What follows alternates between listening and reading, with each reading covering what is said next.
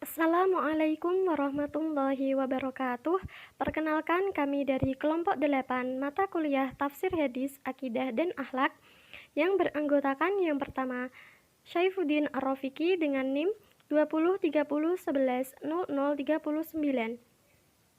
Yang kedua yaitu saya sendiri atas nama Isna Fitri Khairunisa dengan NIM 2030110045. Yang ketiga yaitu Najima Durratul Mahillah dengan NIM 2030110046. Dan yang terakhir yaitu Muhammad Sultan Amin dengan NIM 2030110069. Nah, di sini kami akan mempresentasikan tentang ayat-ayat teologis. Makna teologi secara etimologis terdiri dari kata theo berarti Tuhan dan logi yang berarti ilmu. Teologi berarti ilmu yang membahas masalah ketuhanan. Teologi sering disebut dengan ilmu kalam. Menurut Ibnu Khaldun yang dikutip oleh Ahmad Hanafi, ilmu kalam ialah ilmu berisi alasan-alasan yang mempertahankan kepercayaan-kepercayaan iman dengan menggunakan dalil-dalil fikiran yang berisi bentahan-bentahan terhadap orang-orang yang menyeleweng dari kepercayaan aliran golongan salaf dan ahli sunnah. Sedangkan menurut Muhammad Abduh, teologi atau ilmu kalam merupakan ilmu yang membicarakan tentang wujud Allah, sifat-sifat yang mesti ada pada Allah, sifat-sifat yang mesti tidak ada pada Allah, serta sifat-sifat yang mungkin ada pada Allah, dan membicarakan pula tentang Rasul-Rasul Allah untuk menetapkan kerasulannya dan mengetahui sifat-sifat yang mesti ada pada dirinya, sifat-sifat yang mesti tidak ada pada dirinya, serta sifat-sifat yang mungkin ada padanya dan sifat-sifat yang mungkin terdapat padanya. Nah, pengertian teologi adalah ilmu yang membahas tentang ketuhanan serta hubungan manusia dengan Tuhan dan hubungan Tuhan dengan manusia. Nah, tentunya istilah teologi sudah tidak asing lagi bagi kita. Istilah ini sering didefinisikan dalam bentuk keagamaan.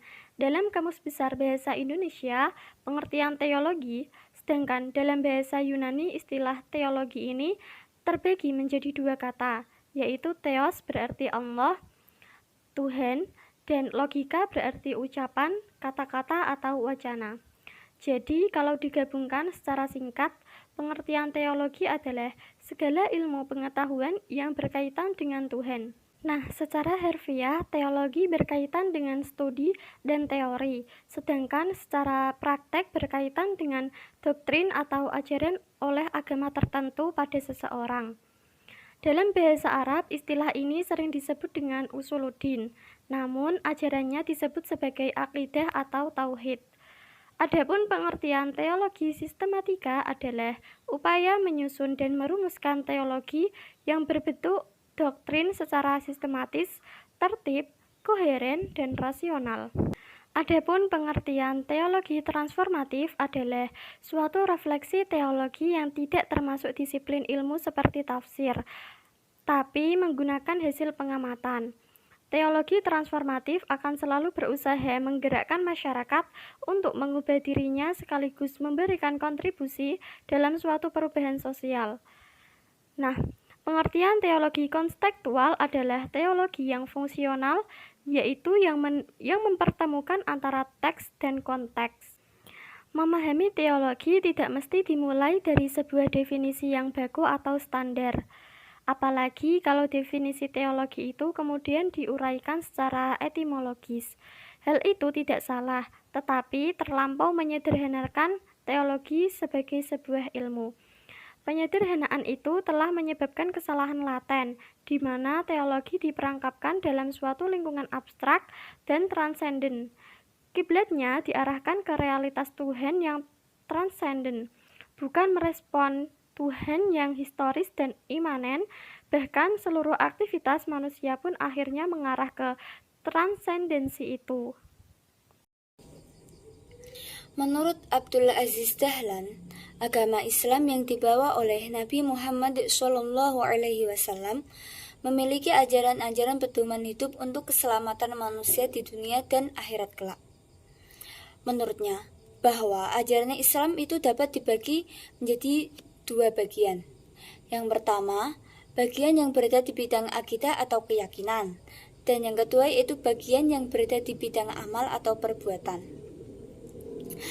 Ajaran yang berada dalam bidang akidah yaitu untuk mendorong dan membimbing umat manusia mengembangkan diri menuju kesempurnaan pandangan atau teoritis, yakni kesempurnaan pengetahuan, pemahaman, akidah atau iman.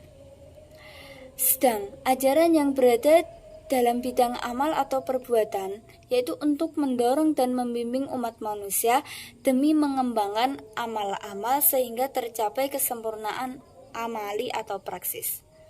Dengan demikian, Islam dengan kedua bagian ajarannya itu menginginkan kesempurnaan manusia dalam kedua bidang itu, yakni kesempurnaan dalam pandangan terhadap realitas, yaitu Allah, alam, dan manusia, dan kesempurnaan dalam aktivitas atau tingkah lakunya sebagai manusia. Pada kedua kesempurnaan itulah terletak kelebihan atau kemuliaan manusia dari makhluk lainnya di muka bumi.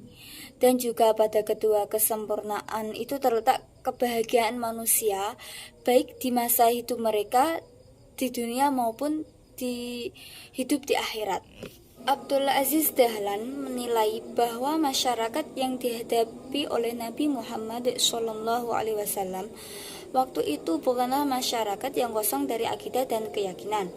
Umumnya, bangsa Arab waktu itu menyembah patung-patung dan berhala dan tidak mempercayai adanya hari akhirat atau kiamat dan hari pembalasan. Ayat-ayat teologis. Ayat-ayat teologis Islam dalam segi filosofis. 1. Metode pemikiran tentang kerajaan langit dan bumi. Metode ini dapat diklasifikasikan atas dua tingkatan yang masing-masing mempunyai ciri khas tersendiri. Tingkatan pertama hanya semata-mata ditunjukkan kepada mereka yang masih sangat sederhana. Cara berpikirnya. Maka objek yang ditunjukkan kepada mereka hanyalah benda-benda yang ada di atasnya. Misalnya firman Allah dalam surat Al-Ghasyiyah ayat 17-20. Bismillahirrahmanirrahim. Afala yanzuruna ilal ibili kaifa khuliqat wa ilas samai kaifa rufi'at wa ilal jibali kaifa nusibat wa ilal ardi kaifa sutihat. Al-ayah. Terjemahnya, maka apakah mereka tidak memperhatikan unta bagaimana dia diciptakan, dan langit bagaimana ia ditinggikan, dan gunung-gunung bagaimana ia ditegakkan, dan bumi bagaimana ia dihambarkan. Ayat-ayat Al-Quran seperti di atas merangsang mereka untuk mengamati benda-benda yang ada di bumi, dan dengan demikian mereka pun akan berkesimpulan bahwa kalau kotoran unta itu menunjukkan adanya unta dan bekas kaki menunjukkan adanya orang yang berjalan, maka alam ini menunjukkan adanya Tuhan yang Maha Tahu lagi Maha Kuasa. Tingkatan kedua ditunjukkan kepada mereka yang sudah meningkat pemikirannya, di mana mereka telah mampu menanggapi hal-hal yang jauh dari jangkauan penglihatan mereka, yakni dengan menggunakan akal yang bersandar pada panca indera. Maka ditunjukkan kepada mereka tentang langit serta benda-benda yang ada di sana. Pada firman Allah dalam surat Al-A'raf ayat 185 yang berbunyi, dan apakah mereka tidak memperhatikan kerajaan langit dan bumi dan segala sesuatu yang diciptakan oleh Allah? Apakah kemungkinan telah dekat kebinasan mereka? Maka kepada berita manakah lagi mereka akan beriman sesudah Al-Quran itu? Dengan memperhatikan benda-benda langit secara teliti, mereka pun dapat menyaksikan perputaran dan peredaran planet pada tempat peredarannya dan perjalanan bintang-bintang pada orbitnya. serta proses pertukaran malam dan siang dan sebagainya. Semua itu menakjubkan. Mereka sangat takjub betapa indahnya dan teraturnya pengaturan, sehingga mereka akan berakhir pada keyakinan tentang adanya suatu zat yang maha pengatur dan maha bijaksana. Hal ini telah disaksikan oleh tokoh seorang filosof yaitu oleh Anaxagoras yang hidup sekitar abad 5 sebelum Masehi. Beliau menyaksikan betapa teraturnya alam ini. Akhirnya beliau menetapkan adanya kekuatan yang maha mengatur yang beliau sebut dengan akal yang umum. C. Pengamalan pada kehidupan. Dalam mengarungi kehidupan dunia ini, manusia seringkali menjumpai berbagai kesukaran hidup yang menimbulkan berbagai penyakit diri, seperti galau, bad mood, tidak bersemangat, dan contoh lainnya. Di mana pada hakikatnya, setiap kesukaran yang ditemui oleh manusia tidak lain sebuah cobaan atau ujian untuk menilai keimanan dari setiap orang yang beriman tersebut. Dalam surat Al-Imran yang berbunyi, sungguh akan diuji terhadap hartamu dan dirimu, dan juga kamu benar-benar akan mendengar dari orang-orang yang diberi Alkitab sebelum kamu dan dari orang-orang yang bersekutukan Allah, gangguan yang banyak yang menyakitkan hati.